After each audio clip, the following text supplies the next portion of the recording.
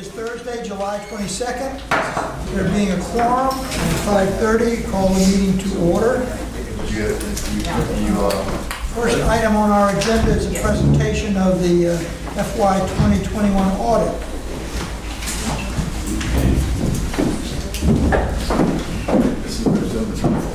Yes, we can.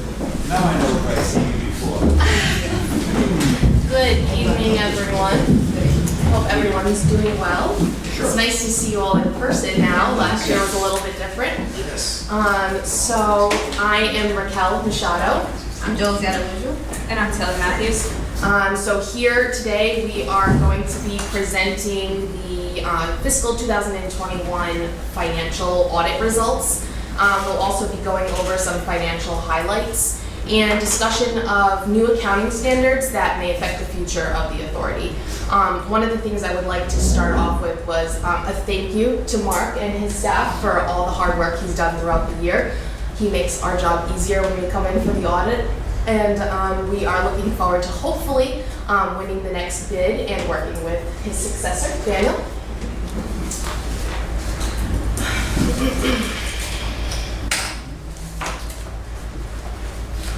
So let's begin with the audit reports. There are two audit reports included in the annual financial statements. Page 1 starts with the independent auditor's report. Here is where we opine that the financial statements present fairly in all material respects. We have given the authority a clean opinion, which is really known as an unmodified opinion. The second report is in the back of the financial statements, page 66. We report on the authority's internal controls over financial reporting, as well as with compliance with laws and regulations. And we're happy to report that there were no instances of non-compliance and there were no matters relative to internal controls that we had to identify or report, which is excellent news.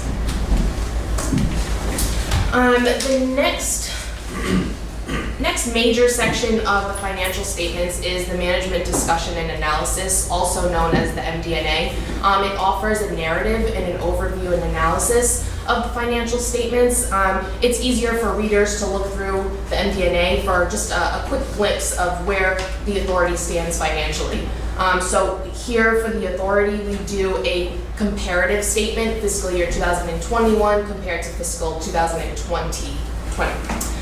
So some of the main financial highlights was net position increased by $4.2 million or 5.7%. Operating revenues were increased 15.7% to $16.2 million. This revenue increase was due to a 10% rate increase, which was approved by the board, and also an increase in demand. The pandemic really made everybody stay at home, so there was a demand in water usage, pools, running water, etc.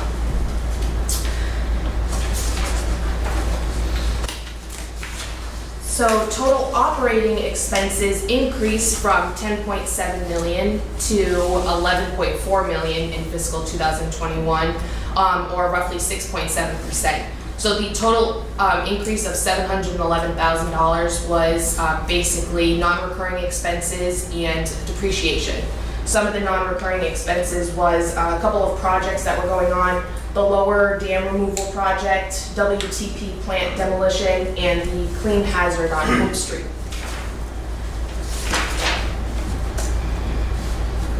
The authority made an additional deposit of $140,000 to the OPEB trust. This increased the balance to $1.1 million. Debt service ratio decreased a tiny bit to 6.74, which was the added debt of the $18 million Chase bond, and it also had its first principal payment in fiscal 2021. The debt service ratio is required to be at least 1.25%. It's at 6.74, which is great. There was a refunding of the 2014 TD Bank. There was with a new 2021 bond at an impressive 0.975%, which we haven't seen very often, so that's great. The authority's capital contributions also increased from 102,000 to 153,000. These were due to new service contributions. So these were the main financial changes within the authority, within the proprietary fund.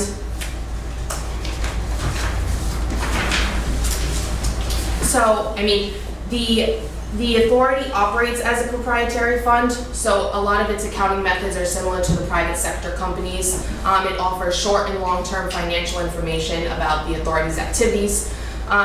When we go through the fund financial statements, we're looking at the statement of net positions, which in other terms is considered the balance sheet. There's on the MD&A, does a great job with a condensed version of the statements. So you're seeing assets and deferred inflows and outflows, liabilities, and this really evaluates the net position and the assets, the liquidity and the financial health of the authority. Again, the MD&A does an excellent job with condensed versions of statement of revenues, expenses, and changes in net position. This measures the success of the authority's operations. It determines if the authority is recovering costs through its user fees and other charges. One of the great aspects of a proprietary fund is the statement of cash flows. So it really answers the questions of where did the cash come from and where did the cash go. And they have different net changes, and you can see whether it's coming from operations, investments, or financing activities. So we went through proprietary fund pretty quickly with the MD&A. One of the main things within the fund financials that I did want to make a note on was the bit of a decrease with the pension-related outflows and OPEB-related outflows. These were really due to economic factors. There were obviously COVID-related, but of course, at least with the pension, there's retirements. So there is an decrease due to that, excuse me. So another part of the financial statements is the Fiduciary Fund, which this accounts for resources held for the benefit of parties other than the authority. So these are your OPEB trust funds and your pension trust fund, excuse me. So one thing that you will see differently this year is a visual difference within the fiduciary net position, which starts on page 19 if you did want to see that. So basically, GAAP requirements are not allowing the OPEB and pension trust funds to be combined in the fund financials. They do want us to separate it in the notes on the financial statement. So everything's together on fund financials, separated on the notes. OPEB funding did increase from prior year. It's at 18.54%.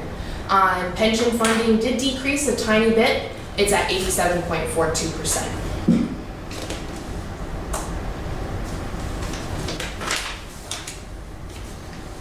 And I also did want to note on the OPEB, there was an increase with the, like I had mentioned, with the extra employer contribution, which I had mentioned before.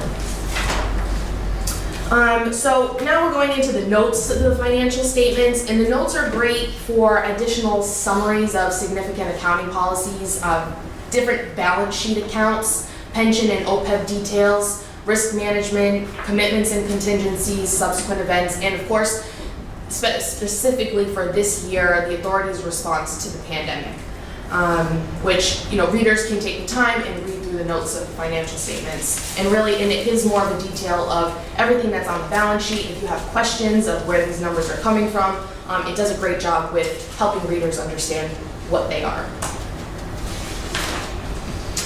One of the main things on the notes that I did want to mention was recently issued accounting standards. So GASB statement number 84, which is due with fiduciary activities, it was the change in the visual with the fiduciary funds, meaning we consolidated pension and OPEB into one column, and we separated them within the notes. So we did implement that new GASB, but there was no financial impact, so no numbers were changed, there were no restatements.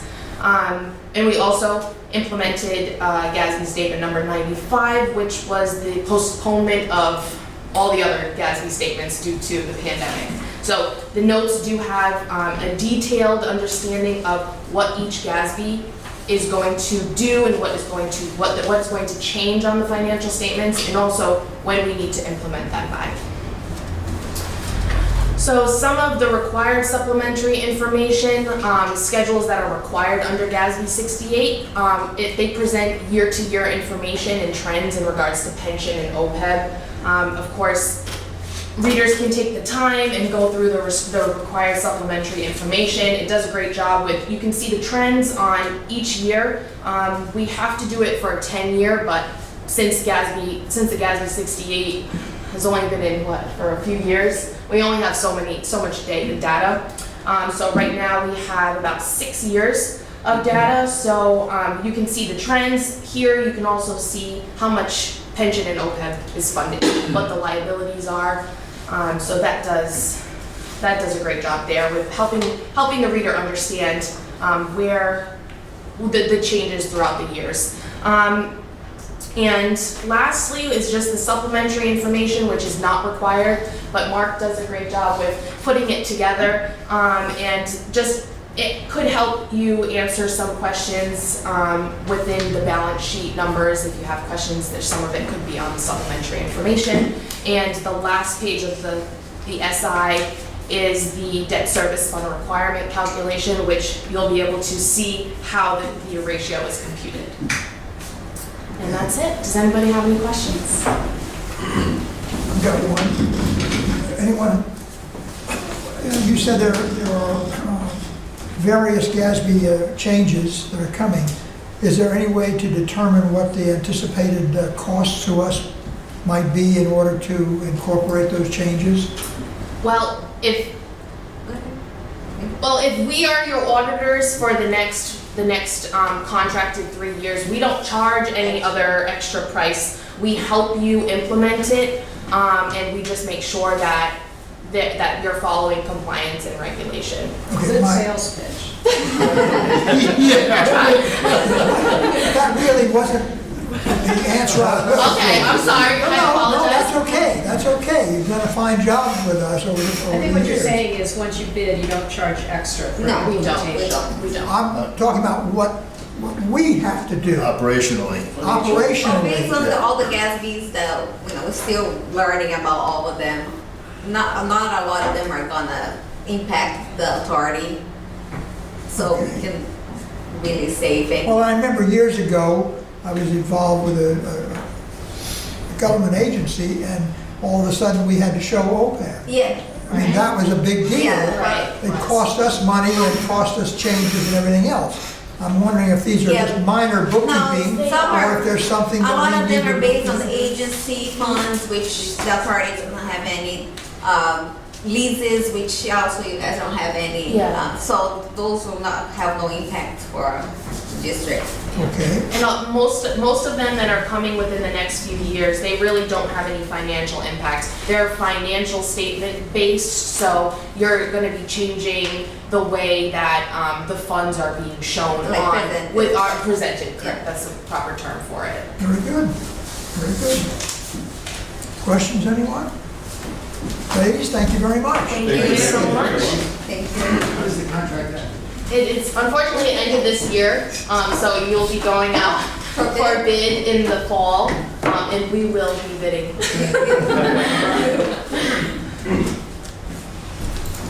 Thank you very much. Thank you so much. Oh, thank you.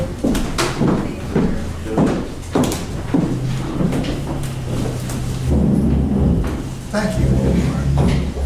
Okay. We have, I guess, distribution of the annual report, except that I suppose we want to, there's no question, why don't we give it out to you at the end of the meeting so that we can get through the meeting without everybody reading the report.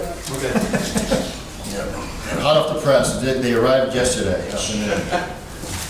Public input. Let me just ask a question Yes, about the sure. annual report. Do we ensure that copies of that go to the various towns' public libraries Yes, and the town hall and so forth? yes, we have a long list of distribution. Shall they go to folks. the town clerks? I think every council member gets one. Reps, and we'll get some, right, as well. Yeah. So, yep. Okay, guess we're on to the non-public input, so we're on to number 5 on your agenda. Entertain a motion to accept the board meeting of June 24th. I move to approve with the addition of one sentence to reflect the fact that Bob Martin arrived during the course of the meeting. I'm gonna punish me. You were there. I got here early today, though. Yeah, it should be, you make a motion, but you're not here, so. Thank you. You second to that, you're at that point, and we don't have the how late he arrived, but he wasn't there to start with. He did arrive. Oh, Okay. right. But he arrived late, that's all. Okay, you'll make that change. Any other changes or corrections or challenges?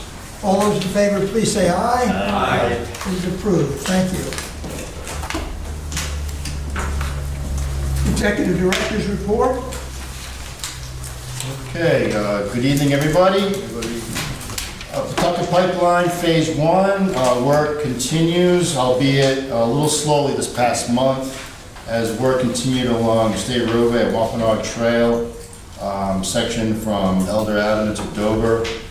As of today, they just turned the corner onto Dover Avenue, so they'll be back on the city streets.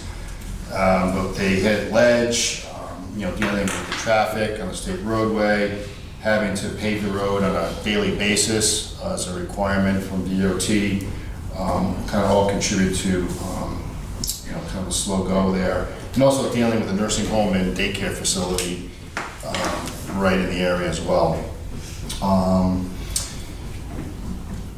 Also, so there's 2 crews working. There's a pipeline crew, and the other crew is working on cleaning up all the city street areas, notably all in the apartment complex, Village Green, with sidewalks that have been disturbed, curbing, and also the roadways in that complex all being worked on. Phase 2 is still very early, working on the survey and mapping stages.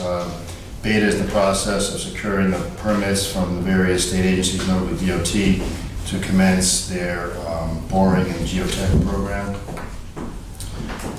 Monthly billing, we'll have a discussion on that later in the agenda. We had a memorandum to follow up on some of the brief discussion that we had last meeting.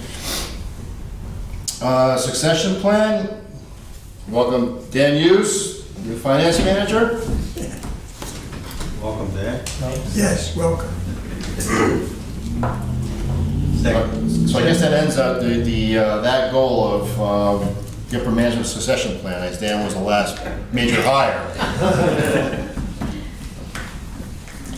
Demo of the water treatment plant. We reached out to DEM. I made a contact out to myself, to the director of customer service rep who I used to work with at one time back in my days at DEM.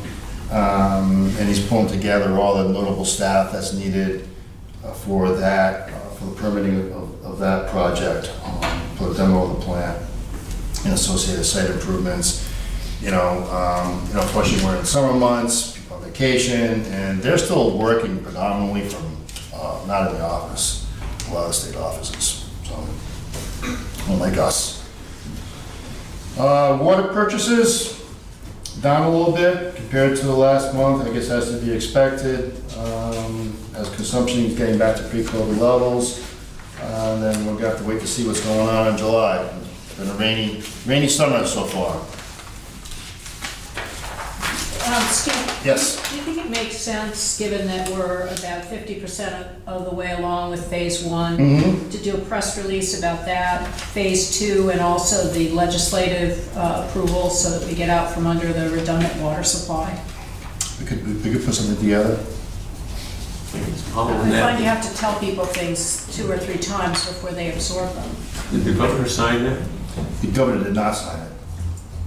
Has it taken effect without a signature? Yes, yeah. Oh, okay. That's- Yeah, that's one of my items here. The act became enacted on July 1, 2021, without the governor's signature. I guess after a week after it received final approval from both bodies, it becomes approved automatically. So, Only if he had wanted to veto it, it would have been notable. So this then allows us to move forward, as you'll know, with permitting for the demo of the treatment plant and the dam removals. And those permits are essentially complete. They've been forwarded to some various state agency folks for some preliminary reviews prior to full submission, which we anticipate in the coming months. Also, like to report that at the suggestion of Director Mariscal, making use of social media, notably Facebook. So we took over there was an old Facebook page actually from Bristol County Water, I guess started years ago, but no one really knew who.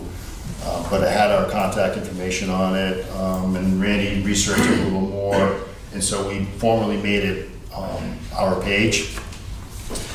So we see this as just another opportunity to get information out to our customers with respect to projects, meetings, and things like that. It has been set up such that customers can't put comments on the page. One thing I didn't want to have is, we put out projects, but then people just write, well, why is my bill so high? And it just forces, a lot of times, a lot of negativity. If folks really have some questions, all our information with respect to, phone numbers, email, they can contact us that way.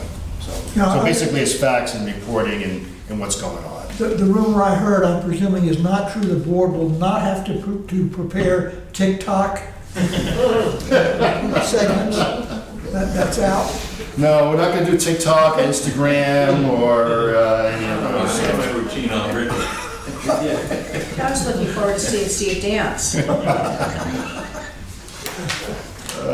are they talking about?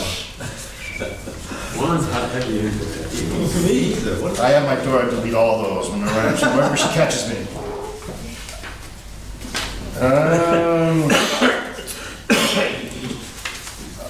Randy's not here, but I just want to make one brief comment on his report following up on the cybersecurity information that he had presented a couple of meetings ago.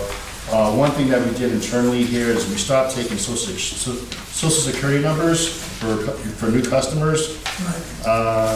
And the way Randy explained it, that all that information was encrypted anyways, but I think it just has, from a PR perspective, I guess, people don't really want to give out their social security numbers, and why do we really needed social security numbers? So we take people's license numbers instead. So and we wiped out all the social security numbers that we had. So that's been done. As far as projects, Sue, you have a brief update. I know work in Bristol has started at some point. Yes, we have two renewal contracts this year. Both contractors have started their work. We have D'Amber Construction, is going to put in some very large water mains in Medicom Avenue. They have started with some of the side streets that were also part of that contract. They will start in Medicom Avenue in August, probably the first week of August. They'll start on Medicom Avenue.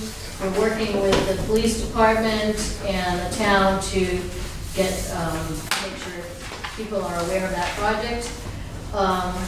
But so far, everything's going smoothly on that. The work that they have done on Souza and Matum streets is complete and is being tested. And the other contract, which is JML Excavation, they're putting a water main on Smith Street, Lower Smith Street, to make a connection in our system. And they also have completed the main installation and it's undergoing testing.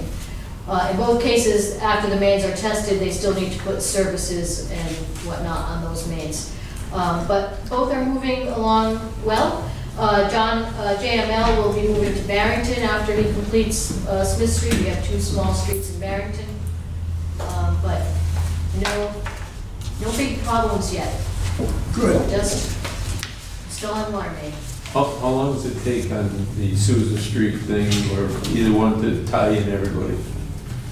It depends on the number of services. On Sousa Street, I believe there's 10 or so houses, so that's maybe a week.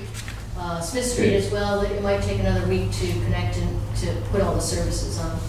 Who ties them in? Do we tie them in or the contractor? The contractor does from the main to the property line. So in the case where it's an existing customer, we just connect to the existing service. On Smith Street, we do have some new customers, so those, they have to do their side of the service themselves. They have to. Have they all signed up already? Well, we are going by a number of homes, and we sent out a letter saying if you'd like to switch to BCWA as we're putting in the main, tell us now. And about a handful, 6 people said yes, some did not. They have wells that they're, I guess, happy with. And so the people who said yes, we're collecting the fee, and we're having them pay us the cost to the contractor for installing the Do service. we bring a line to their property? Right, we'll do Yeah. it just to the Okay. property line. They pay that cost, though. No. But they're paying the same as any person in Bristol. I mean, the people that don't want it.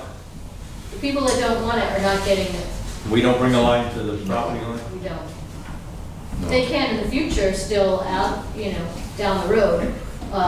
In the case of some of these streets, we are working with the town to pave the road completely afterwards. So then there'll be a moratorium for a number of years, but still, after the moratorium's over, they would be able to apply. How much does it cost to tie in? We charge $4,000 for us to tap a water main and bring it to the property line. So then the rest is up to the The rest- property owner? Right. That seems like a deal. It's been determined to be our actual. Yeah, it's a fair cost. price based on the cost to complete the work. Yeah, but I think it's an attractive price. But my concern is, even if it's 6 months after we're done, the road's paved, and one of those people's well goes bad. they gotta- Yeah. Well, Well, we're gonna dig up the road again. and what the moratorium means is, I believe, if we did have to cut the road, we'd have to pave 50 feet in either direction, curb to curb. And you'd So- have to charge that And homeowner. we would charge Correct. that. Oh, they're gonna get charged. Exactly. So it would just be, it wouldn't be that they could not at all, but they would have to pay an extra fee. Can we explain that to the folks down there about that, the moratorium? And I think that was kind of impetus for them to sign on, because, once the road's paved, they're kind of stuck. Yeah. So they know They that knew it's gonna that- be an extra charge if they come back and do this later Within the on. next 5 years, correct. If they just feel that, well, it's $4,000 or whatever it is, and then, like you say, they need to. It could end up costing them more, It is. a lot more. Could be 20, 30, whatever. Okay. Any questions? Thank you, Sue. Mike, you have anything to add? Operations? Not too much else to add. Unfortunately, we're still experiencing some breaks out in the system. Most associated with service lines, some plastic pipe. But over the summer here, we're trying to get out in front of some compromised assets that we still identified from Flushing. So some hydrant replacements going on, along with some planned service renewals. As you walk in, you probably see the lift improvement project under construction. So that is moving along quite well, and that vendor is also coordinating the work on the second floor. So that'll commence shortly, and they'll efficiently work through that with their forces. So When are those offices expected to be complete? they're gonna do that when they do their framing and interior work here. So as that lines up, that's probably gonna shape out towards the end of August, based on their schedule right now. The lift is still, it's a long lead item, like some materials are right now across the board. So we're still expecting that early September, but fingers crossed, hopefully not further delayed. Okay. That's about it. Everything else is moving along, and I think was touched upon. So if anyone has any specific questions, Very good, thank you. basking in the glow of a nice report by the auditors. Do you have something to add to this? His last audit. Last audit? Last audit? Whoever did the work here did a great job.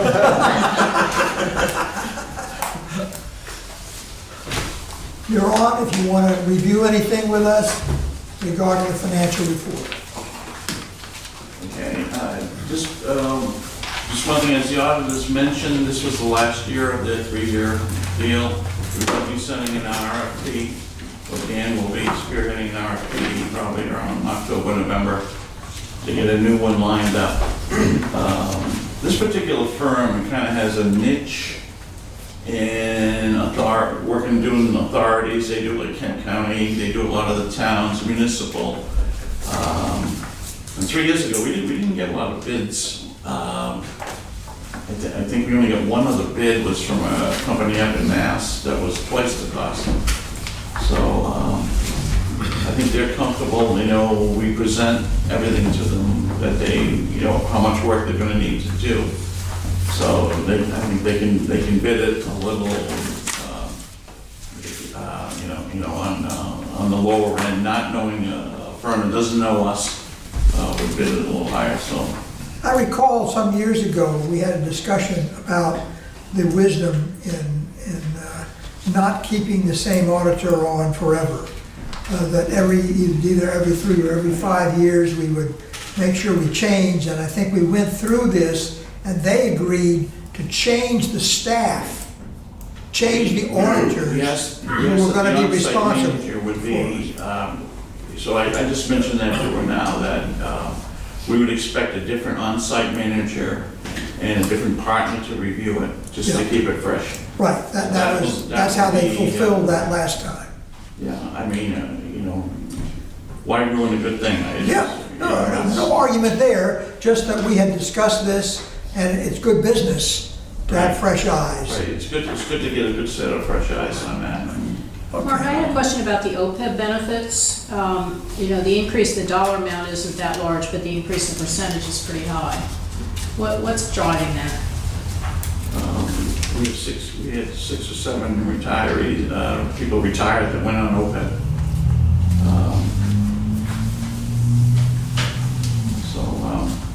I'll be the last one of the group, I think.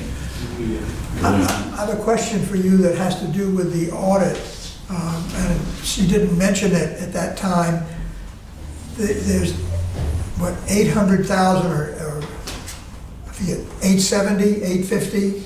The money that we were withholding from the 2.5 cents per 100 gallons that would cover our costs, which the state never paid us. Where is that fund sitting? In a phone booth or in a... It's sitting in an escrow account on our books. Okay. It's part of our unrestricted, it's basically money that we have available to pay. Joe, there's not much going on with that right now. They're not saying anything, and maybe at the next meeting I'll Okay. make a presentation. We're gonna have to do something one way or another. Okay. I mean, if they wanted to pay half the cost, as it should be, of a regional project, I'd be happy to give them a check for the whole thing. I was hoping you were going to tell us that it was invested in the theater stock that went from $1.44 to $40. Bitcoin. But it wasn't. GameStop. All right. The state's been threatening us for a long time. I see that camera, okay? Well, I mean, everybody else says the government's rotten. Why can't I say There that? was a theater chain too. Okay. Anything else, sir? Any questions on the financial report? no, otherwise, it speaks for itself. We're very close to last year. Consumption's down a tad, revenue's up a bit. We're still getting the advantage of last year's 10% increase. That came in at 3.5 this year is a phase in, so it didn't really come in. So, we'll see where that ends up. Joe can attest, as dry as last year is, this July is more Wet. than wet. I don't think any of us have had to water our lawns, and they're nice and green. So we're probably going to, the impact of that is a lot on the authority. And this, if we continue to have, I mean, July setting records, if that continues to the end of the month, that's going to go on our quarterly bill for the next 3 months out there. It could affect, if it's low, $300,000, $400,000, $500,000 of revenue, something like that. It's conceivable. Gotcha. So, there's something, I mean, the biggest thing, Dan's here, he started last week, and he's picking up, he and I, you know, butted heads when we realized we both have the same bean counter mentality on a lot of things, so. Dan, could you send each of the board members an email so we have your contact information? Sure. Thank you. All right, well, we'll hang in Martin's there. doing well. Thank you. Any questions? Thank you, sir. Next item is board member, town council reports. Any questions? Bristol, Hope, none from Barrington, I don't presume. The questions that I had from council this past month was relative to the, why did we have legislation go through it? To rationalize that, I checked with Well, that's why I think we should have a press release that includes well, that. I checked with Mike, answer that one of the councilmen called me, why are we doing that, and so on and so forth, to explain. Okay. To get us out of the way, I think it might be going, if the Tri-Town report has a little more blurb on it, and what we did and why we did it, and it's on the books now, so we can just read stuff. So. Very good, thank you. Next item is the lift number 9, lift project replacement. Yep. You want approval of a contingency? Yeah, well, the board approved last March the actual contract award. We failed to put in a project So contingency. moved. Thank you. That's the 20% contingency or $35,940 for a new total not to exceed $215,640. That's what you would have said, right? Thank you. Exactly. I heard it. Thank you. Second. All those in favor, please say aye. Aye. Opposed? It is unanimous. You know, to that point, Alan, I'm assuming when we have our official records, that the agenda and the supporting material goes together with all the information for that meeting. So if anyone is not clear on what the motion was, they refer to that with the detail. I think so. You put everything in there, the background goes in it, or I don't know how much goes with the minutes The themselves. minutes generally just get posted themselves. So the I'm talking about secretary. our official corporate record. Oh, yeah, no, absolutely, we have all that on record. Yeah. Yes. Thank you. All right, number 9, the award, excuse me, number 10, award for facility security improvements. Could someone explain to me exactly what it is, when is it going to be requiring a card or whatever, and then now we just walk in, customers come in, so I got confused. Okay. Frank, want to give you an explanation how that's going to work? Basically, it's for the employees, for cards. Yes. So recently we had to go through this exercise of assessing our vulnerabilities as required through an act of the legislature. So we went through that and looked at all our risks, and essentially this boils down to keys. The keys that employees have to gain access to the facility, keys that some of our vendors have to gain access to the facilities, and also identification. So we have some new employees, they all don't see each other all the time, and we have to interact with the public. So this is a way to solve two problems. Get a handle on the keys that have been in circulation since this building's been put into use, and identify ourselves to the public. So the employees will be issued identification cards that will have little RFID transmitters in it, and they will serve as a key. So based on your role in the organization, it'll provide access to you to where you need to go. And you'll have a record of who accessed what when. Yep. Correct. Everything will have a unique ID, so we can see who goes where and when, and then we can decommission a card at any time. So we That's issue a much better than contract. keys. Yes, Right. it's much more controlled, much safer. So that's within the building, in terms of getting into the building itself, for customers or for us folks when we come to our meetings? How does that part work? Well, customers just come into Yeah, the that- customer area Yeah. during Right. business hours. The customer entrance will It's be not- unlocked based on Okay. hours of business. It's like going into a bank branch. You can get into the branch, but you can't get into the executive offices in most branches Right. unless you're invited in. Right, the write-up really wasn't clear on which, whatever. And this will be for like all office facilities, so like we'll know like what employees going into Right. pump stations and things like that. So. Okay, I have a comment. so we entertain the motion. I have a comment. I'm sorry, go ahead. I had been punished before in a previous job.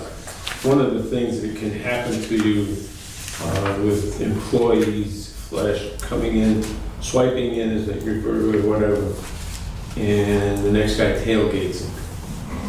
That's got to be part of your training with this, because you could end up with 3 people coming through the door, only one uses his card, and you end up with something happening, and it's really a mess. So part of the training or whatever it is to do it is, I don't know how to say to do it, but they need to know, because if you catch it, I was punished, to say the least. Yes, that is, like you're saying, standard protocol. I had to go into Citizens recently for a site visit when we were working on their property. And yes, every employee, this is a little kiosk, they have to scan in order to gain access. And it's this little automated bar lets you through.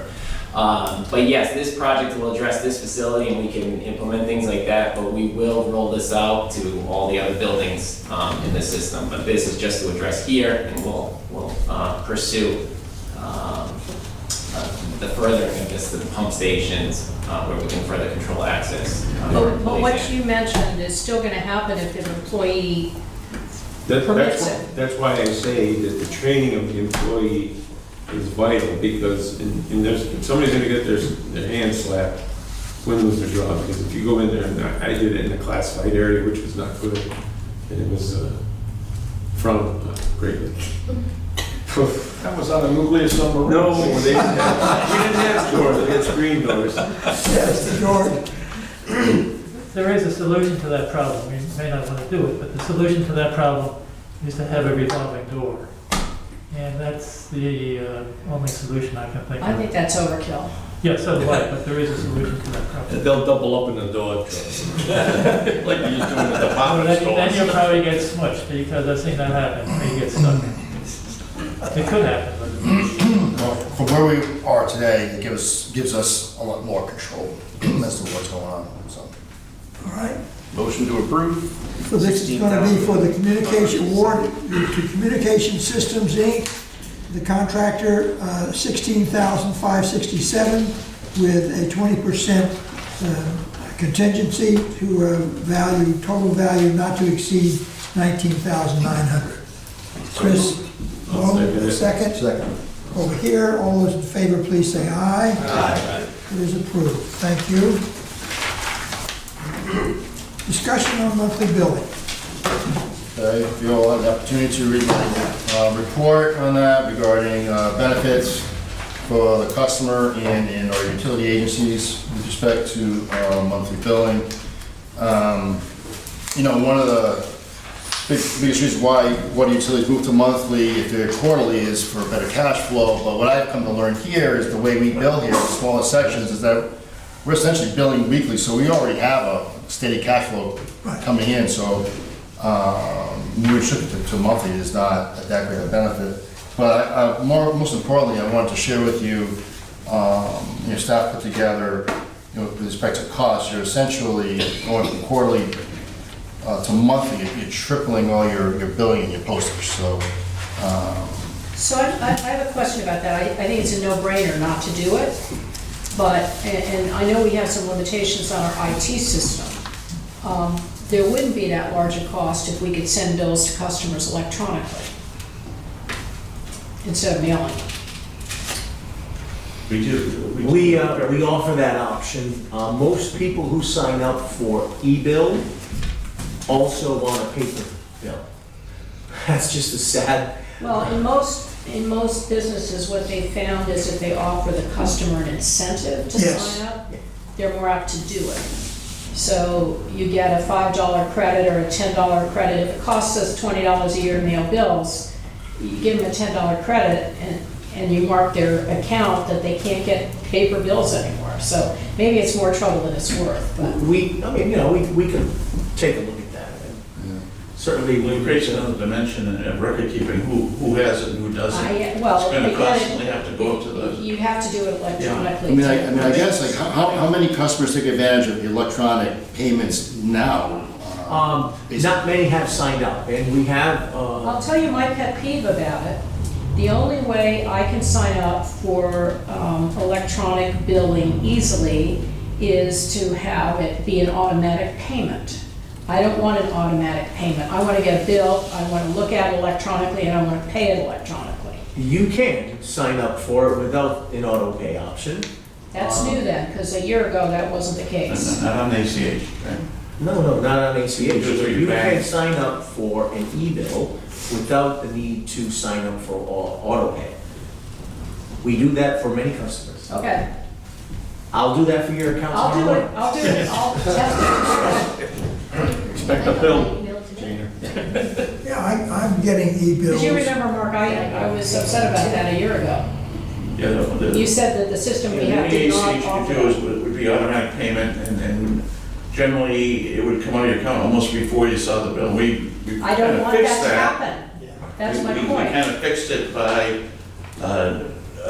going to it twice a month, so we give plenty of time for them to get the bill before we Okay, ACH it. I'll try it, So, thank but you. there's very few people, I think ACH might be, what, of $1 million a month, say $30,000 people.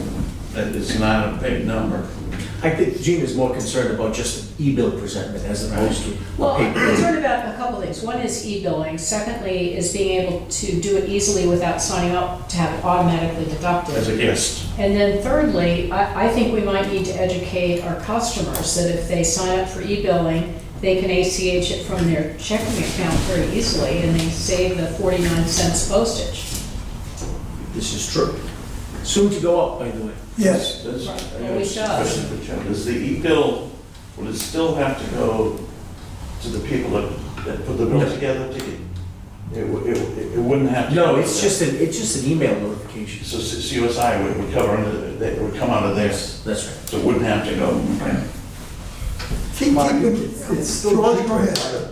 I was going to say, go Yeah, ahead. I have two questions. Have any customers requested monthly billing over quarterly billing, number one? And number two, does its 225,000 increment include any money for additional people? No, no additional people. And I think we get some requests, people wondering if we're gonna. Very modest in number, very But modest. I think compared to the overall customer base, I don't think it's that much. Because if we're not gonna have additional people, we're gonna have 2 times the volume, or 3 times the volume. How can that additional volume be handled by the people we now have? Well, we've addressed that recently in the event that we did move to monthly bill by initiating a lockbox payment system through Webster Bank, which is our corporate bank. And our bills no longer come here for processing. It's done off-site in, I think it's right outside of Boston. And they send us a file within 48 hours and we upload the file and we get our money faster, and it's been a great success so far. So why wasn't that process used with the way it is now? Why wasn't that? Like the lockbox, why? Well, it is. It is? It is. No. We just initiated it about a month ago, anticipating a potential move to monthly bill. So we're ready to go in the event, when the decision is made. This is sort of repeating what George said, but we have a quantified amount of cost per year and a very small number of customers who have indicated interest in doing this. What is the rationale? I'm not convinced personally. I'm gonna say if it's not broke right away, why fix it? You're gonna cut almost $250,000 Yep. to do something that nobody's really pushing for. It doesn't make sense. If that's what the customers really prefer, I would say you just stay with it. Is it, they prefer, are they staying with it because that's the way it's been forever, and therefore there's no notice that a change could be made? And what's happening with the rest of the industry, the gas and electric and cable and all that stuff? They all come out monthly. So does it make a difference in the long run? And as Gina points out, two questions. One is, at the rate of changing over the rest of our meters so that we would actually be ready to go, how far out is that date? 2 months, 3 months? We're 95% there, right? We Yeah, are but I mean- 95% completed. We have 823 meters Yeah. left to convert. Right, so the moment you convert them all, you're ready to go, or you would run a couple of months just to try it and make sure it worked right? I don't think the meter conversion has really much to do with going to monthly billing. Okay, Uh, so we can start anytime. I would suggest that we take a look at the when I ran a couple of software companies, I was very big on what I call the grandmother test. You take a grandmother who's not particularly computer savvy, and you ask her to set up a monthly payment to pay the Bristol County Water Authority bill, or because we're doing it quarterly, a quarterly payment. And I think you're gonna find that it's not as intuitive as you would hope. Actually, you make a very cogent point. People who have requested a monthly option, we encourage them to set up a monthly bill option. Because then they using can pay it monthly. their online bank, which they know how to use. They have a familiarity with the website. Yeah, And it works. And we, as a result of that, we have very, very few complaints asking us to move to monthly billing. Good. I guess where I was going with this, my second question, I'm sorry, George, skip this, is would it be practical to have a survey to explain what we're doing, explain why we made changes in meters for all these reasons, and to improve the system and track leaks and all these other things? One of the options is the monthly billing, but it costs us more. Potential savings are, if it's an e-bill, would this be something you could live with? You'd want to live with, so that if you have a computer, it would come to you every month. I mean, this is what the local cable people are doing. They send you an e-bill, they don't send you a regular one anymore. They charge you more money to get it. They can charge us $3 extra if you want to get your bill pay a copy of it. Yeah, I mean, as a customer, unless you offer somebody an incentive or punish them for continuing. Right. Well, I'm just wondering, would it be practical, would asking the question, would having a survey somehow cause a negative reaction rather than getting you the information that you really want to know about?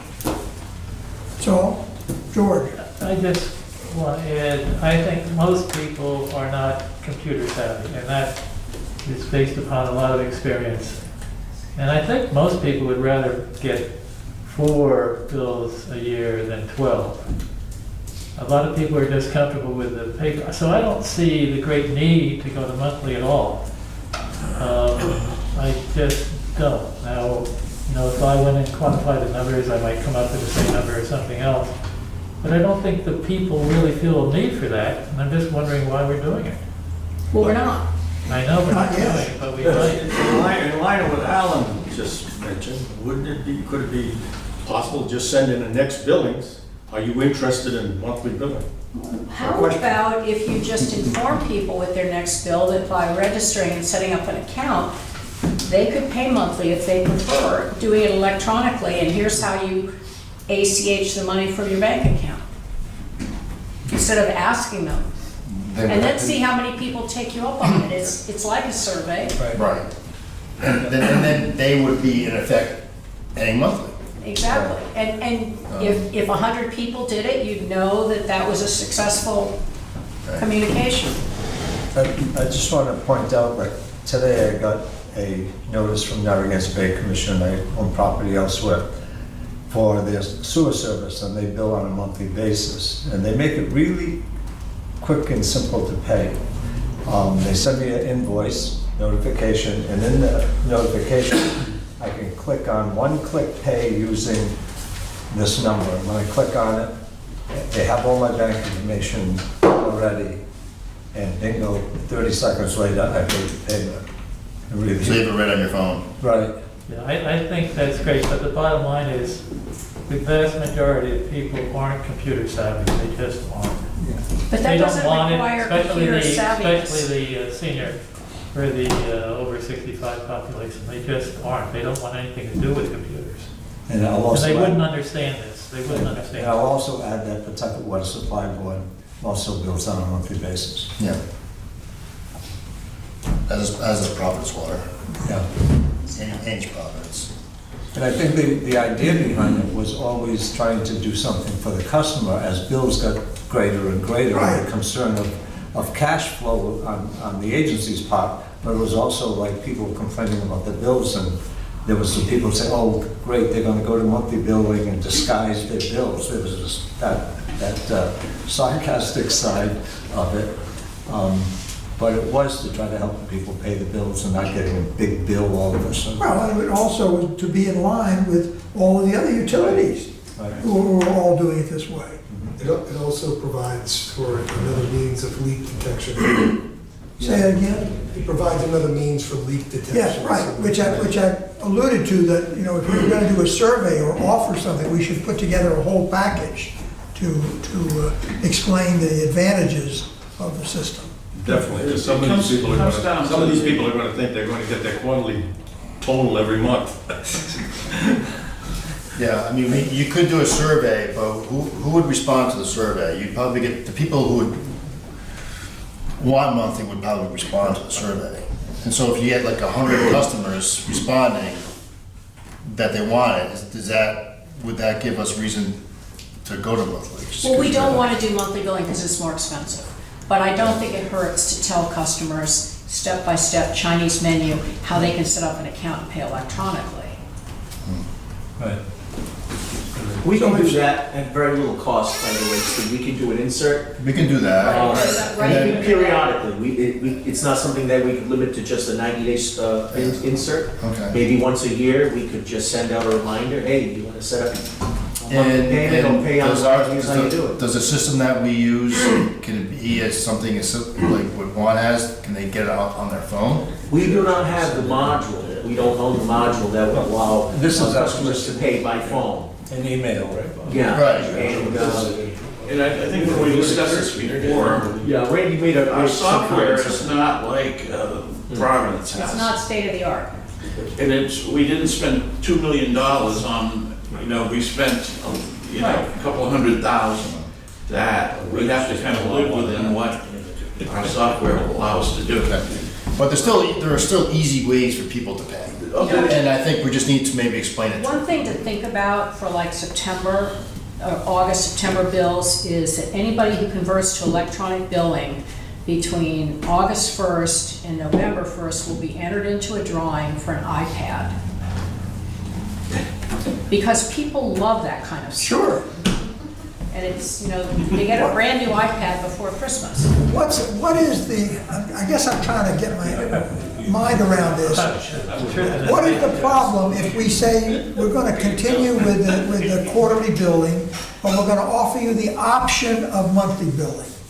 Is that something that we could do where people can get it either way? We continue mostly with the quarterly, or do we have to switch over completely? I think it's got to be one or the other. Okay. The only accounts right now that are monthly billed are Electronic, right? larger commercial Yeah, the big accounts, commercials, we've which done came that. over that way from the old system. Yes. So everything else is quarterly. That's how they're set up in the system. We can convert it to monthly, but to have a mishmash, I think it's just going to complicate things. Okay. I think from my position, I think that the long and short of it, from the board's perspective, is are we willing to commit a rate increase of about 1.25% to fund the cost of this. To solve the And you look problem at we it, have. in 5 years, 6 years, that's $1 million we would have spent to switch. That, Crazy. and a lot of places, there's absolutely, this is all for the benefit of the ratepayer. We would not pick up really any benefit other than tripling our billing. Yeah, because we've been billing Right, because during we the bill. quarter, Because, per quarter. you know, I gave the example, a lot of places that bill quarterly, say they bill on March 1st and June 1st. Well, they bill on March 1st, and then the receivable goes out, then it comes down like this. So their cash flow by June 1st is nil. Right. So we bill 4 times a month during each month. So we bill 12 times in the quarter. Our cash comes in nice and steady, so the workload to the staff is fairly steady. And so a person gets billed 4 times a year, but it's the third week of every quarter. Correct. So the cash Some flow- people get billed the first week, some the second. Right, Yeah, right, it's- right, I See, I think the understand. reason we're all confused, Mark, is at the beginning of this project, Pam told us that we were doing this because it would improve our cash flow. No. But Yeah, evidently, we it's not. hadn't done the numbers to realize it was gonna cost $150,000 more. Cash flow. A lot of places do that to do it, but it will have very minimal impact. Right. And the transition is not easy too, because We're all with you. I'm just saying Yeah. that we were told one thing 2 years Yeah. ago, and the reality is something different. you know, I think the point that Gina made is important, that if we spend a little money educating customers, they can literally set up their own monthly payment plans, if that's what they so choose. And if you offer them a prize, the opportunity for a prize, I and you think get we- 300 people to do it, And then we would eliminate the mailings right? for that. Our mail costs would then Go down. subsequently decrease. Right, so the more people we have on e-bills, Exactly, right. And So- do you require an email when you set up a We new do. customer? We do. Anytime we set up a new account, we always ask for an email address, always. Understand. All right, well, staff's got something to chew on. I mean, we're not doing anything right now. We got to report where we are. Things are almost ready to go, so staff can work on this and come back with more information. George, you got anything else to add you wanted? No, it's just that, you know, most people, like in an over 65 group, they don't even look at email. So something can come in and just sit You there. are really insulting a large part of the population.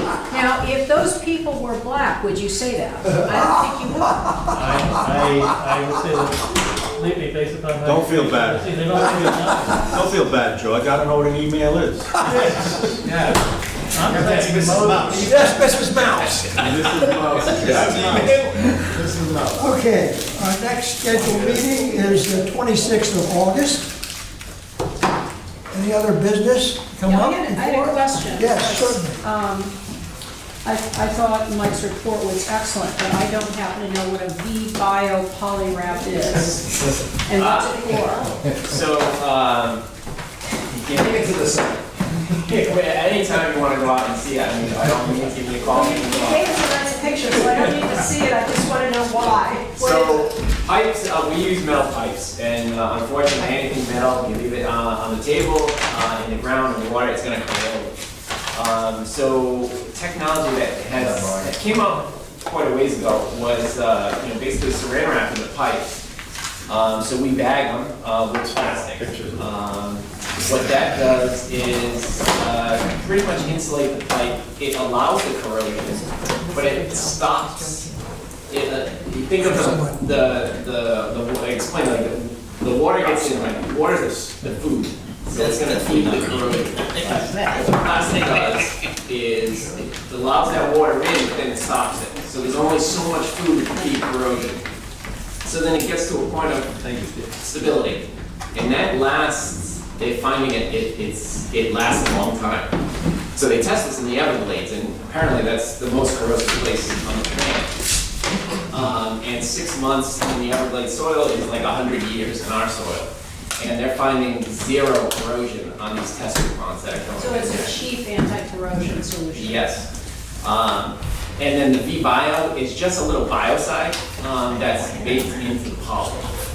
And that just prevents microbial growth. So that's the V-Bio, but Polywrap, I like the iron pipe versus the plastic, because the plastic oxidizes over time, so it becomes brittle. So unfortunately, it doesn't have that long serviceability that you would think out of a plastic. So we stick with the iron and we wrap it in plastic, and you kind of get the best of both worlds. Gotcha. Very Didn't I good. read you just put in some plastic pipe somewhere? So 2-inch, yes, we're still using plastic pipe on 2-inch. It's an awkward size where we're balancing how much water we're actually putting in the pipe. So if we're feeding a So small if it breaks, section, it's not like a major pipeline break. it's only feeding a limited number of customers at that size. So When it's they put balanced small water dead wise. streets. Yeah. Thank you. Alan, a procedural question. Is 5:30 our new standard meeting time? I'm fine with it, but I'm. I think so, it seems to work. We'll Okay, try fine. that until we have reason to change it. Yep, sounds good. Nothing else? But if we find that nobody really shows up at 5:30, would there be the opportunity to make it 3:30 or 4:30? I think staff would be ecstatic on 4:30, yes. We're worried about people coming, and several years ago, when there was a giant degree of antagonism and such, we would have a lot of people coming in here just to raise Cain. That dissipated completely And the several more we years ago. communicate, the more it will continue to Right. dissipate. People see we're doing the job. So did you want to move to have next month at 3:30? Is that what you're going to do, George? No, I was just talking. I was going to second that motion. I think she was making a motion. Okay. I still am working. I'm not the 55 plus crest. Well, he knows computers, that's good. I'll make a motion that our next meeting start at 3:30 p.m.